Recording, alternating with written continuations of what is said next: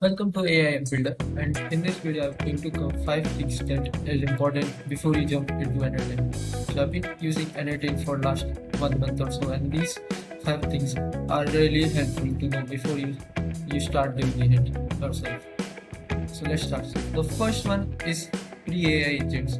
Now, as we all know, AI agents, if you use their API like ChatGPT API, OpenAI API, or Perplexity API, those cost credits which are not free. Even you can get free credits from Google Gemini, but again there is a limit to it. And so instead of only relying upon Gemini, you can get free AI agents from OpenRouter. Now OpenRouter has multiple models for various things, and in this there are various models that are also free to use. Now I've used some of those in this model. So for example, in this exercise I am using Monshotai Kimi 2, which is again a free model. Then there is one free model of DeepSeek. So there are multiple free options that you can use for this. The second thing that you should know about is writing your own prompt, and this is important. So a lot of times whenever we have to write a prompt for something, we go over to ChatGPT and ask it to make those prompts. But I've tried ChatGPT and other AI tools, and these guys make very long prompts and they unnecessarily complicate those matters. So instead, you just go and write your own prompt for the AI agent, specifically defining what you want it to do, and write it that way. And you can maybe refine the language using the ChatGPT or other models, but don't ask him to give you the full prompt. And this moves rightly into the third thing, that is about using ChatGPT for annotating. So ChatGPT can help you with annotating, but it also is not very good in understanding. So there are three main problems that I faced while trying to get solution from ChatGPT. First of all, it tells you things that are either wrong names or names that don't exist or are called something differently here. For example, it once gave me so I wanted to get this search file or folder option from the Google Drive node, but it was giving something completely strange and which was not existing in the Annotate. And so after going through some of the Annotate's documents and some other chat queries, I was able to find the answer to it.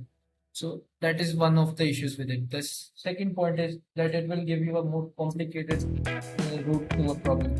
Let's say you want to go from point A to point B, and it is a straight line. ChatGPT will ask you first to go left, then right, and then left again to reach point B, which is unnecessary.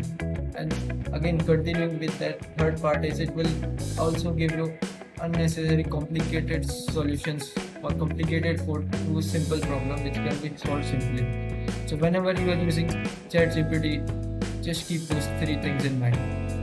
The fourth part is aggregate, split, function, nodes. All these things are very necessary. So if you see in this node, I have used aggregate, then I have used function to code in JavaScript and split out.